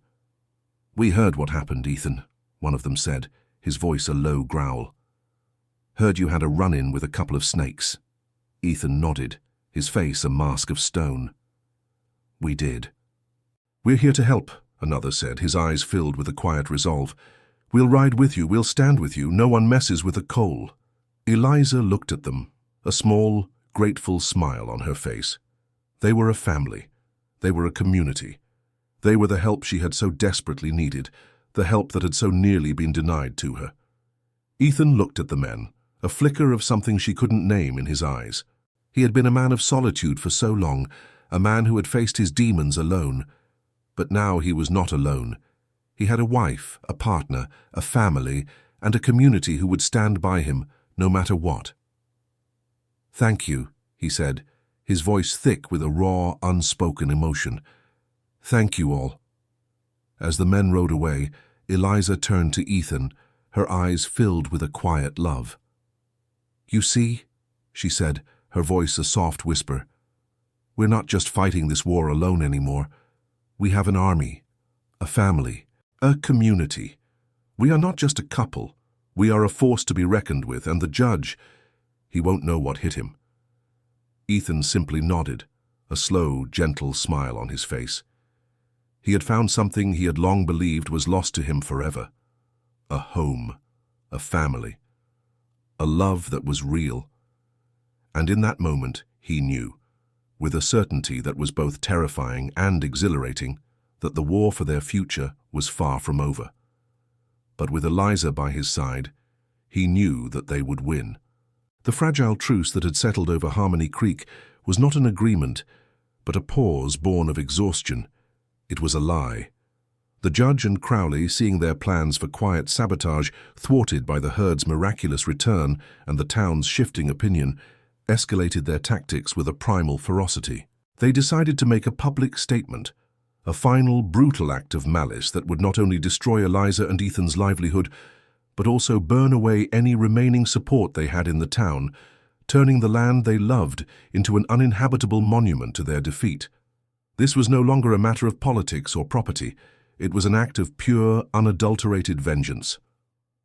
One evening, as the dry season reached its blistering, unforgiving peak, the air grew unnaturally still.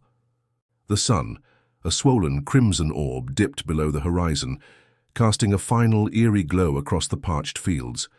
A fire was set in the north pasture, a deliberate, cruel act of arson. It started as a tiny flicker, a malevolent spark in the vast, empty darkness, but the dry grass, brittle and starved for rain from weeks of unyielding sun, ignited in a terrifying blaze that raced across the land with a malevolent speed.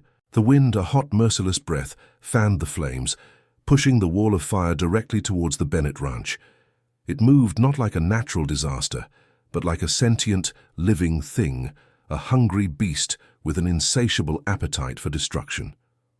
Eliza and Ethan were on the porch, a weary but peaceful silence settling between them, when they first saw it.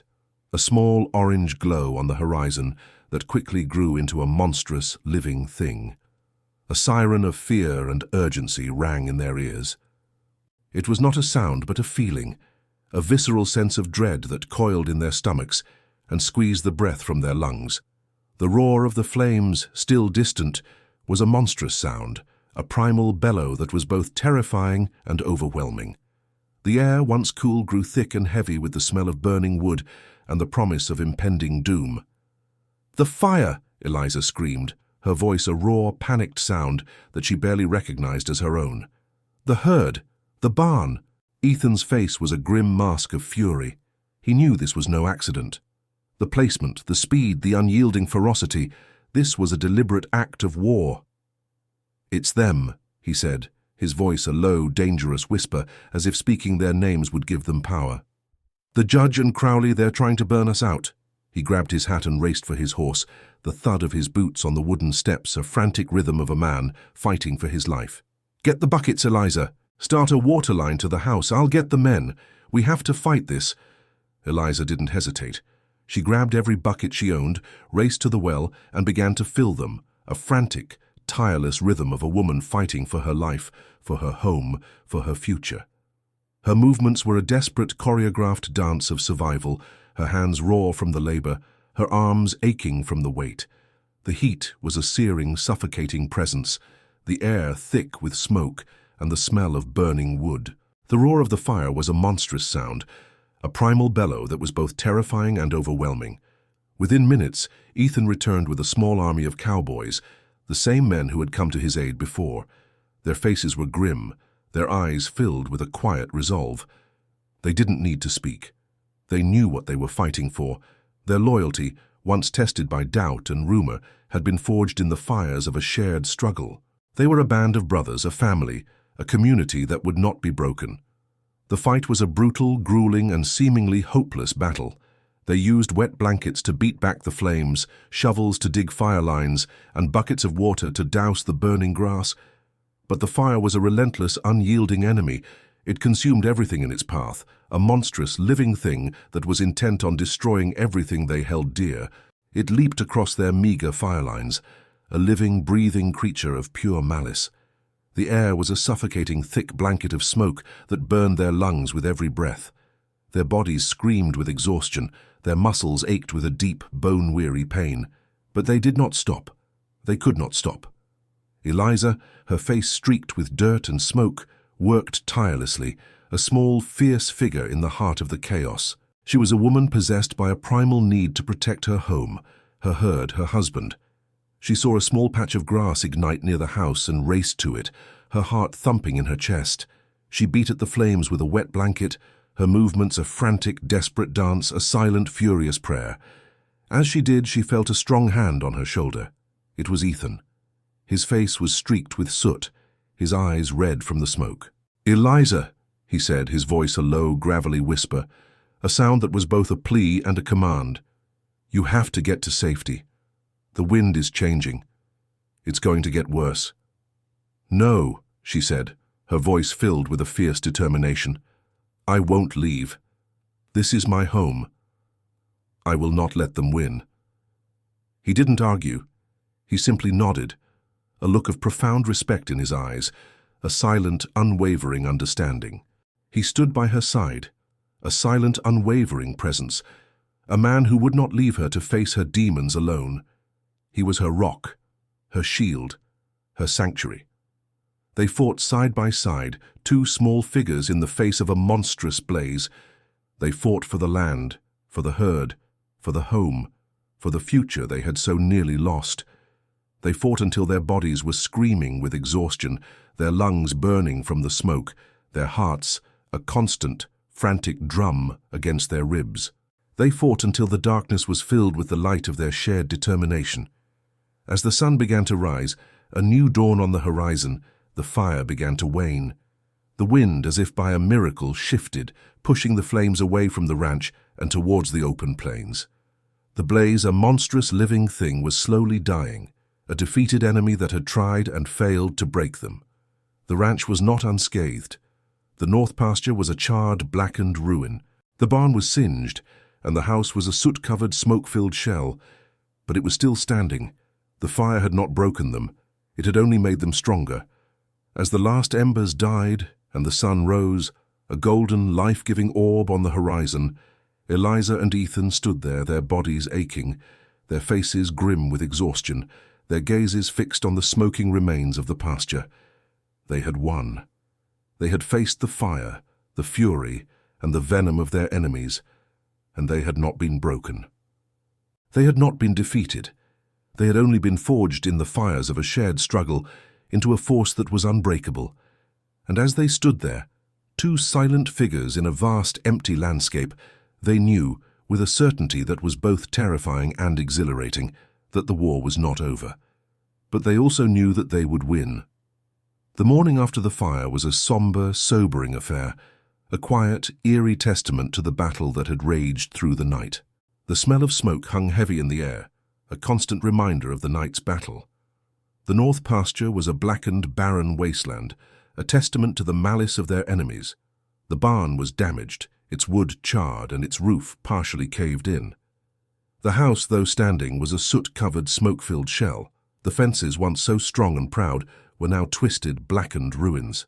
The fire had not broken them, but it had left a deep, searing scar on their land and their lives, a scar that would serve as a constant reminder of the battle they had fought and won. Word of the fire spread quickly, and the townspeople, their curiosity now tinged with a new kind of sympathy, came to see the damage. They saw not a pair of gold diggers and a foolish rancher, but a couple who had faced a malicious act of arson and had survived. They saw the remnants of a hateful act, and their hearts, once filled with doubt and suspicion, were now filled with a quiet indignation. The whispers were no longer about gossip and greed, but about a cruel, unjust attack. The town's opinion, once so easily swayed by the judge and Crowley, had finally turned. They had seen the truth, not in the gossip of their neighbors, but in the charred remains of the Bennett Ranch. That afternoon, as Eliza and Ethan were surveying the damage, a small group of townsfolk, led by the kind-faced preacher, came to them. They brought with them buckets, shovels, and a will to help. They were a small army of hope, a community that had finally found its voice. "We heard what happened," the preacher said, his voice filled with a genuine concern. "We came to help. The town is with you. We will not let them get away with this." Eliza's eyes filled with tears, tears of pure, unadulterated joy. She had been so alone, so isolated for so long. Now, she was a part of a community, a family, a group of people who would stand by her, who would fight for her, who would not let her be broken. The tears so long held back were a release of all the pain, all the fear, all the loneliness she had so long endured. Ethan, his face grim with exhaustion, but his eyes filled with a quiet gratitude, simply nodded. "Thank you," he said, his voice a low, thick rumble. "Thank you all." His words, so simple and so true, were a testament to the love that had been forged in the fires of a shared struggle. As they worked, a palpable sense of community filled the air. The townsfolk worked tirelessly, their hands a testament to their solidarity, their voices a symphony of hope and determination. The barn was repaired, the house was cleaned, and the fences were rebuilt. The blackened pasture was a constant reminder of their ordeal, but it was also a testament to their strength, their resilience, and their ability to face any adversity together. That evening, as the last of the townspeople left, their work for the day done, Eliza and Ethan were sitting on the porch, a weary but peaceful silence settling between them. The air was cool and smelled of fresh earth, a stark contrast to the acrid scent of smoke that had hung in the air just days before. The stars, a million glittering diamonds on a velvet sky, seemed to shine with a new kind of light, a light of peace, of hope, of a future that was finally theirs. "They helped us," Eliza said, her voice a low whisper, filled with a raw, emotional relief. "They came to us. They fought for us." "They did," Ethan said, a slow, gentle smile on his face. "We are not alone anymore, Eliza. We have a family, a community. We have something they can never take away from us. They can take our land, they can burn our barn, but they can't take our community, they can't take our family." His words, so simple and so true, were a testament to the love that had been forged in the fires of a shared struggle. He reached out and gently took her hand, his fingers interlaced with hers. The physical act was still a fragile thing between them, a barrier from her past. But in that moment, it was not a barrier. It was a bridge of trust, of love, of a shared destiny. Eliza leaned her head on his shoulder, the warmth of his body a comfort, a sanctuary. She was tired, her body aching, her soul weary, but she was not broken. She was whole, she was loved, she was safe. And as the sun set, a new kind of peace settled upon the ranch. The fire had not destroyed them. It had only made them stronger. It had not broken their spirit. It had only forged it, in the heat of a shared battle, into a force that was unbreakable. The war was far from over. But for the first time Eliza knew, with a certainty that was both terrifying and exhilarating, that they would win. The collective will of Harmony Creek, once a scattered and timid thing, had solidified into a powerful force. The fire, which was meant to silence and destroy, had instead served as a catalyst, an undeniable act of aggression that demanded a response. The townspeople's newfound solidarity was not born of idle gossip, but of a shared outrage. It was no longer a question of who was to be believed, but a matter of right and wrong, and they had chosen their side. The preacher, a man whose gentle demeanor belied a backbone of steel, became their leader.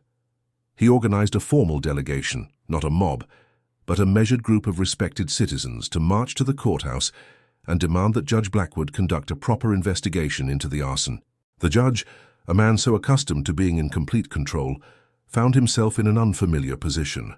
He sat at his desk, his usual smirk replaced by a thin, tight line of frustration. He had miscalculated. He had believed that their fear and reliance on his authority would outweigh their sense of justice. Now he was trapped. He was forced to feign an air of grave concern, promising a swift and thorough investigation, even as he knew the truth of his own complicity. He and Crowley were the culprits, their desperate act of malice having backfired in the most spectacular and public way. The very people they had tried to control were now their accusers, their faces a mirror of the justice he had so long denied to others. As the investigation proceeded, the town's suspicion grew, fueled by their own observations and the glaring inconsistencies in the judge's actions. The evidence, though circumstantial, was a mounting tide of damning details. A small distinctive boot print with a worn-out heel was found near the cut fence line, a print that matched the custom-made boots that Jebediah Crowley wore. A witness, a young boy named Timmy who had been fishing in a nearby creek, swore he saw a man riding away from the area just before the fire started, a man who fit Crowley's burly, unmistakable frame. The evidence was a patchwork quilt of truth and suspicion, a quilt that was slowly, carefully, being pieced together by the common sense and shared outrage of the community. Every small detail, every quiet conversation, every memory of the judge's past cruelties, all served to tighten the noose around his and Crowley's necks. Eliza and Ethan, for their part, remained a quiet, unyielding presence. They knew in their hearts who was responsible, but they did not seek revenge. They focused on rebuilding their lives, on healing the scars left by the fire, both on their land and in their hearts. They were not fighting for retribution, but for justice. They did not need to fan the flames of the town's anger. The truth had already done that for them. They worked tirelessly, their movements a synchronized dance of a shared purpose, a testament to their unwavering resolve. They were a living, breathing proof that love and hard work could overcome even the most malicious of acts. One evening, as the last rays of sunlight bled from the sky, casting long, peaceful shadows on the land, a small figure appeared in the deepening darkness. It was Timmy, the young boy who had been a friend to Eliza. His face, usually bright and cheerful, was pale, his eyes wide with a terror that spoke of a burden too heavy for his young shoulders. He crept onto the porch, his small frame trembling. "Mrs. Cole," he said, his voice a low, terrified whisper that carried on the quiet night air. "Mr. Cole, I saw something. Something bad." Eliza and Ethan exchanged a knowing glance, their hearts sinking with a shared sense of foreboding. They knew this was the moment, the final terrifying piece of the puzzle. They had waited for this, for the truth to reveal itself, but they had not expected it to come from a frightened child. "I saw Mr. Crowley," Timmy continued, his voice barely audible. He was with the judge in the judge's office. I was hiding in the alley, playing. I heard them talking. They were angry. They were talking about the fire. The judge, he said he would make you pay. He said he would take everything from you. He said the fire would be their lesson. I heard them. I heard everything." The boy's words were the final, damning piece of the puzzle. The circumstantial evidence was now a concrete fact. The judge and Crowley were the culprits. The truth, a terrifying, powerful thing, was finally revealed. "Timmy," Ethan said, his voice a low, steady rumble, filled with a quiet authority that was both calming and resolute. "You have to tell the sheriff. You have to tell him what you saw." "I can't," the boy said, his voice trembling, a fresh wave of fear washing over his face. "He'll hurt me. He'll hurt my family. He's a powerful man." Ethan's face softened. He knew the boy's fear was not an act. It was a real, tangible thing, born of a lifetime of seeing powerful men like the judge abuse their power. He reached out and gently placed a hand on Timmy's shoulder. "I'll protect you," he said, his voice a fierce, unwavering promise.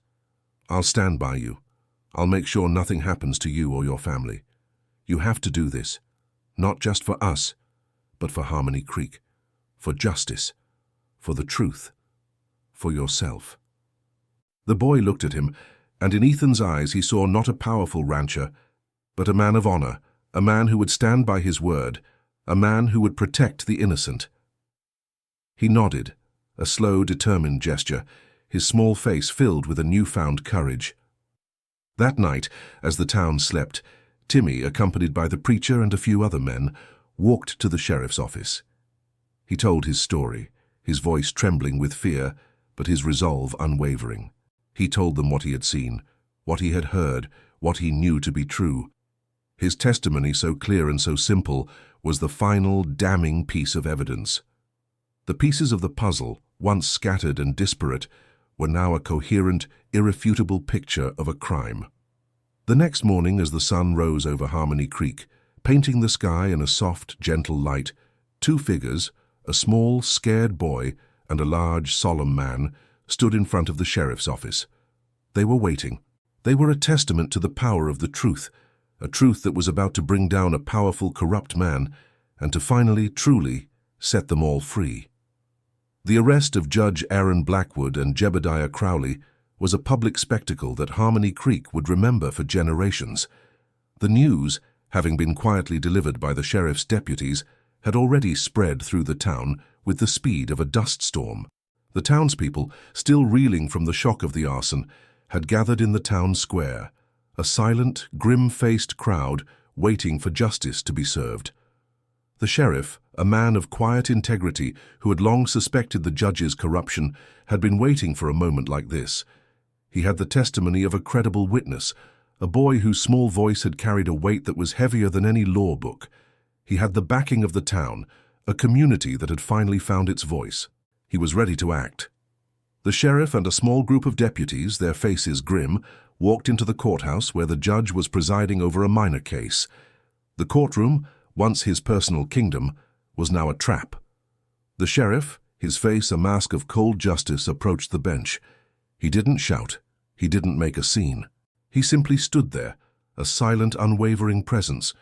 And when the judge finally looked up, the sheriff spoke, his voice a low, powerful rumble that seemed to fill every corner of the room. "Aaron Blackwood," he said, "you are under arrest for arson, conspiracy, and the attempted destruction of property." The judge's face went from a mottled red to a ghostly white. He opened his mouth to protest, to demand a lawyer, to threaten the sheriff with legal action, but the sheriff simply shook his head. "We have a witness, Aaron, a witness who heard everything." The judge looked out at the crowd in the courtroom, his eyes filled with a desperate, frantic fear. He saw the faces of the townsfolk, the faces of the people he had so ruthlessly controlled. Their gazes were filled with a cold, unforgiving justice. The tables had turned. The hunter had become the hunted. The power he had wielded for so long, the authority he had abused so freely, had finally turned against him.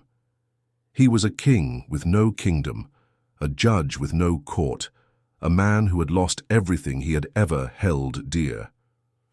Jebediah Crowley was arrested at his home, his face a thundercloud of fury and disbelief.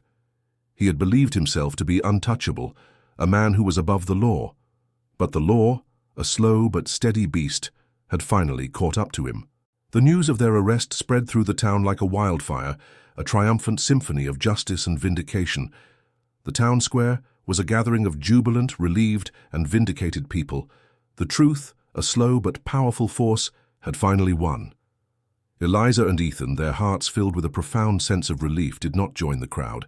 They stayed at their ranch, a quiet, peaceful sanctuary from the chaos of the town.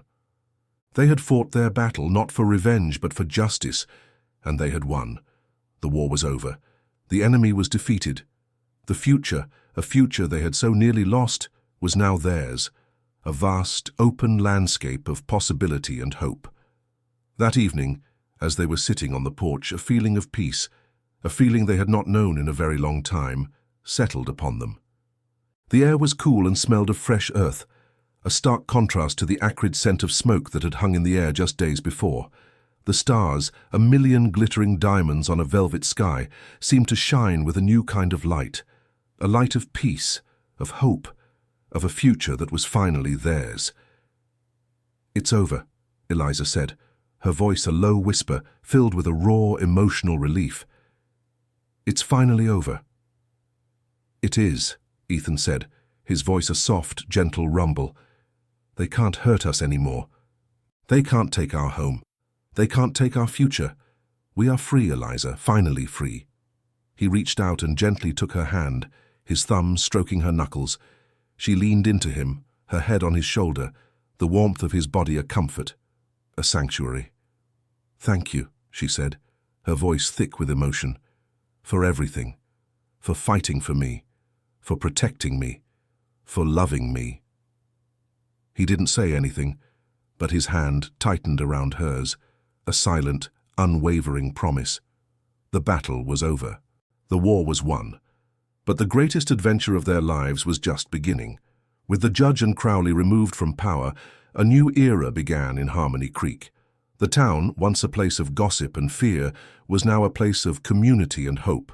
The townspeople, a people who had once been so easily swayed by power and corruption, were now a people who stood for justice, for truth, for community. Eliza and Ethan's story became a legend, a testament to the power of love, of resilience, of a shared purpose.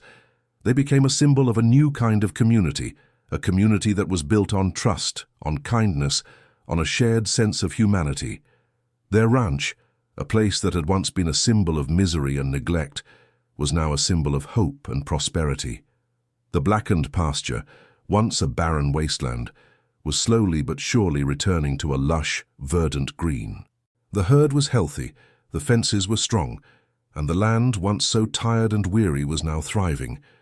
Their marriage, once a business arrangement, was now a true partnership, a partnership of two people who had been broken, and who had, in the crucible of a shared struggle, found in each other a solace, a love, and a home they had long believed was lost to them forever. One evening, as they were sitting on the porch watching the sun set, painting the sky in a final glorious riot of color, Eliza looked at Ethan, a slow, gentle smile on her face.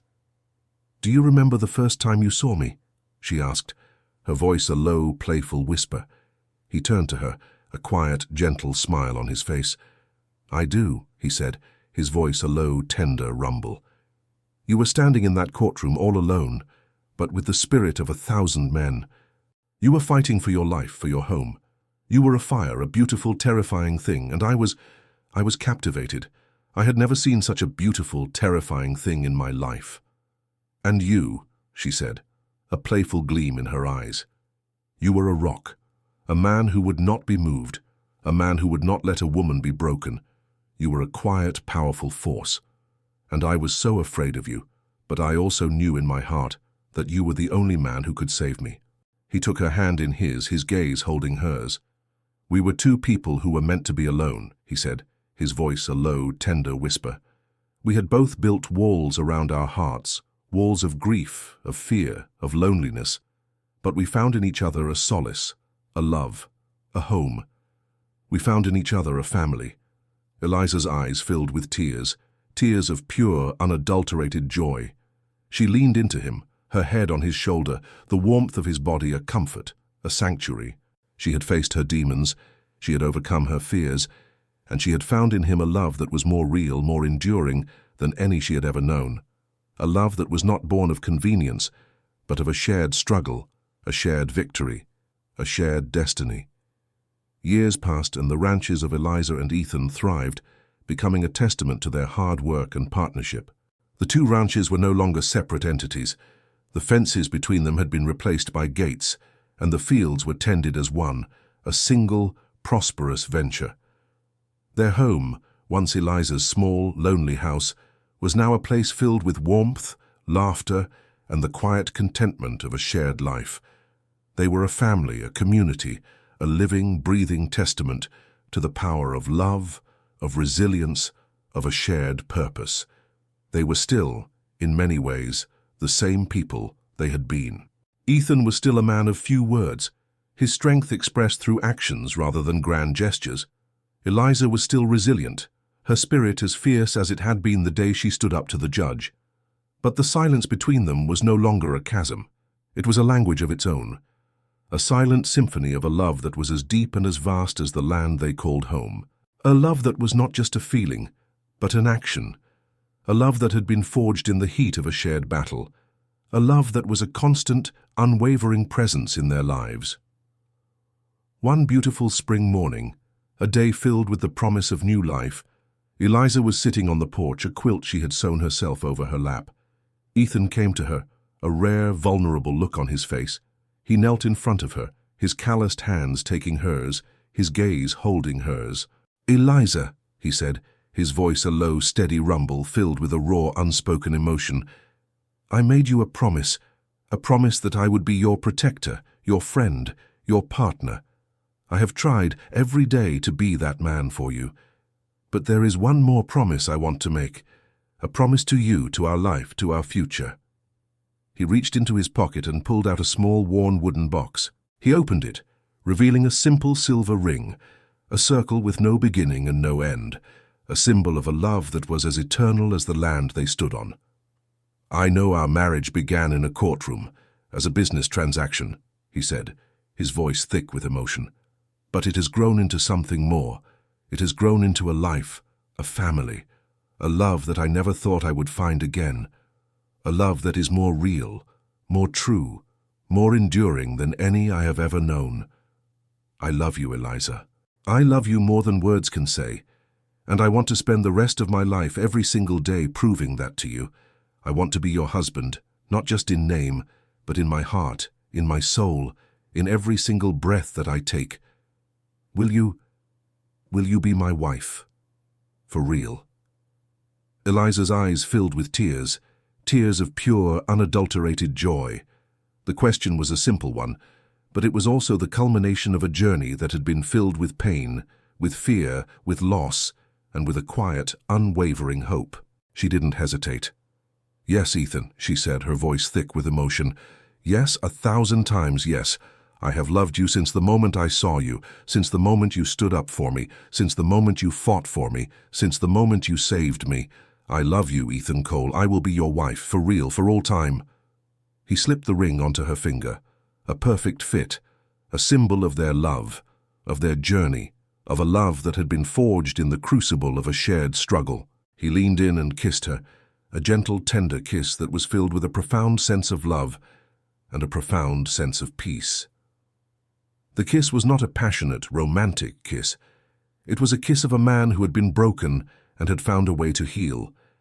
It was a kiss of a woman who had been afraid to love and had found in him a safe, honest, enduring love. It was a kiss that was a testament to the fact that their story, a story that had begun as a desperate gamble, had finally become a story of a love that was real, that was true, that was theirs. And as they stood there, in the quiet solitude of their ranch, a single, solitary figure in a vast, empty landscape, they knew with a certainty that was both terrifying and exhilarating that their life, their love, their story had just begun.